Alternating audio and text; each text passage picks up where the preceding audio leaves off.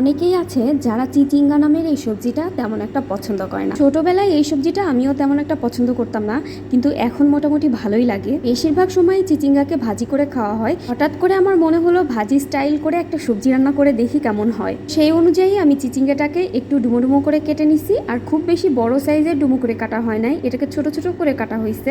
আর সেই সাথে দিয়ে দিছিলাম কয়েকটা পটল আর আলু। যেহেতু আমি ভাজি স্টাইল করে সবজি রান্না করব, সেজন্য সবজিটাকে কিন্তু আমি একদমই কষায় বা সিদ্ধ করে নেইনি। একটা চুলায় কড়াই বসায়, কড়াইয়ের মধ্যে সামান্য একটু তেল দিয়ে তার মধ্যে কয়েকটা কাঁচা জিরা দিয়ে দিলাম। কাঁচা জিরা দেওয়ার কারণে সবজিটাতে কিন্তু খুব সুন্দর একটা ফ্লেভার আসবে। এবার ভাজি করার মতো সামান্য একটু পেঁয়াজ আর কাঁচামরিচ দিয়ে একটু ভেজে নিয়ে তার মধ্যে সবজিগুলো আমি দিয়ে দিলাম। সবজিটা দিয়ে বেশ কিছুক্ষণ একটু নাড়াচাড়া করে তার মধ্যে দিয়ে দিলাম লবণ আর সেই সাথে হলুদ গুঁড়া। আর এই সবজিটা থেকে কিন্তু প্রচুর পরিমাণে পানি ছাড়ে, তাই এক্সট্রা করে কোনো রকম পানি দিতে হবে না। হলুদ দেওয়ার কারণে এই রান্নাটা কিন্তু একটু মাখো মাখো টাইপসের হবে। আর পানিটা যখনই শুকায় যাবে নাড়াচাড়া করতে করতে, তখনই কিন্তু এই রান্নাটা একদম কমপ্লিট হয়ে যাবে।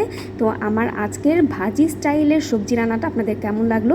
যদি ভালো লেগে থাকে তাহলে অবশ্যই লাইক কমেন্ট করে পাশে থাকবেন। তো আমার আজকের ভিডিওটা এই পর্যন্তই। সবাই ভালো থাকবেন, সুস্থ থাকবেন। আল্লাহ হাফেজ।